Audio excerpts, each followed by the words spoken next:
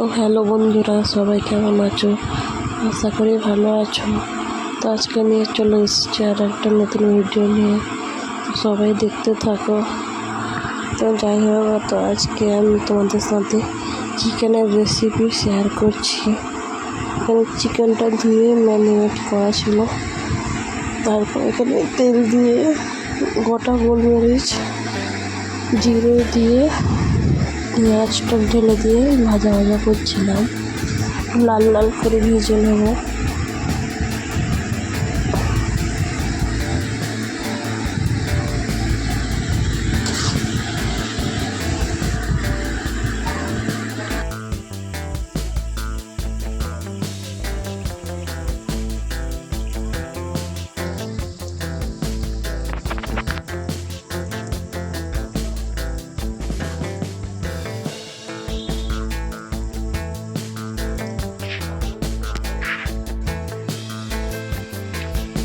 তো পেঁয়াজটা লাল লাল করে ভাজা হয়ে গেছে। এবার রসুন আদা পেস্টটা ঢেলে দেবো। রসুন আদা পেস্ট করে রেখেছিলাম, এটা ঢেলে দেবো। ভালো করে নাড়িয়ে নেবো ভালো করে। রসুন আদাটা ভালো করে কষে নিই। তো ওই দিকে আলু ভেজে রেখেছিলাম, আলু ভাজা হয়ে আছে, আগে থেকে আলুটা ভেজে নিয়েছিলাম।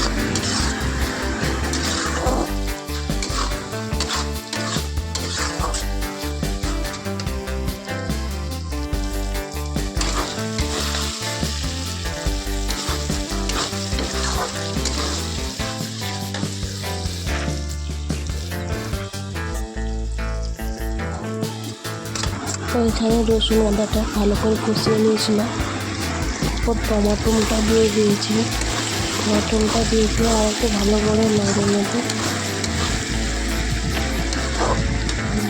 ভালোভাবে আর কি কষিয়ে নেবো। টমেটোটাকে মশলাটাকে ভালোভাবে কষিয়ে নেবো।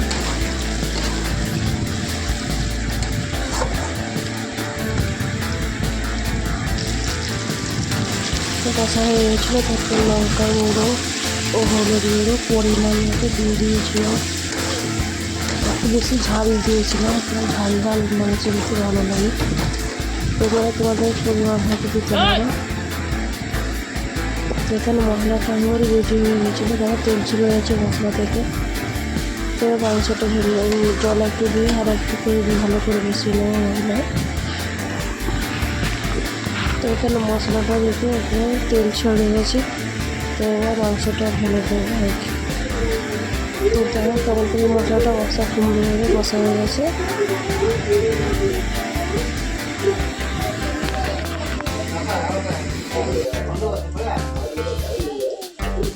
তো হয়ে গেছে, এবার মাংসটা ঢেলে দেবো।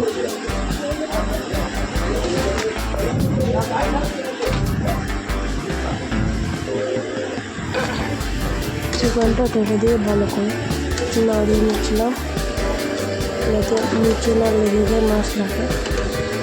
ভালো করে কষিয়ে নেবো এবার ঢাকা দিয়ে।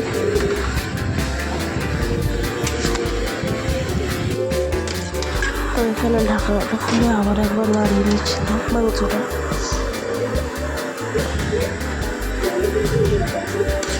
দেখো এখন থেকে কেমন করে কালার এসেছে। তারপর আবার ঢাকনাটা ঢেকে দিয়েছিলাম। তারপর আবার খুলে একটু নাড়িয়ে নিলাম, ভালো করে নাড়িয়ে নিচ্ছিলাম।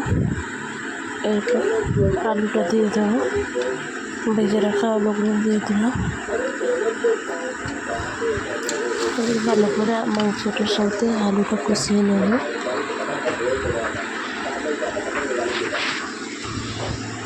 কেমন কষা হতে এসেছে, মাংসটা পুরো রেডি হতে এসেছে কষা।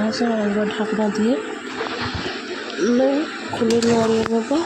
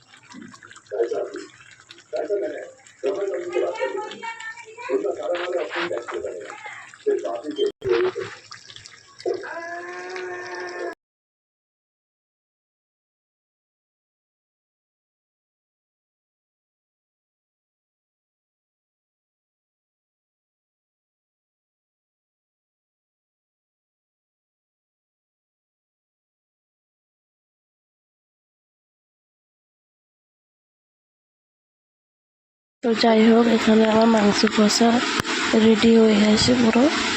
দেখো মাংস থেকে কেমন করে তেল ছেড়ে গেছে। তারপর জল ঢেলে দিয়েছিলাম, মাংসতে জল ঢেলে দিয়েছিলাম। তারপর এদিকে কষা বার করে দিয়েছিলাম, ওরা কষা খাচ্ছিল।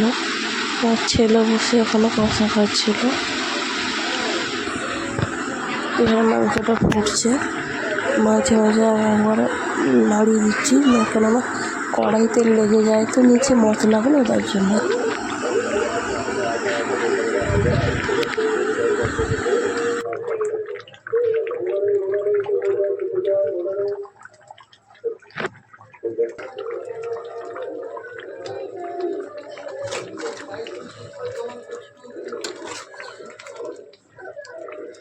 এখানে মাংসটা হয়ে গেছে, গরম মশলা দিয়ে দিয়েছি। তো ভিডিওটা ভালো লাগলে চ্যানেলটাকে সাবস্ক্রাইব করে দিয়ে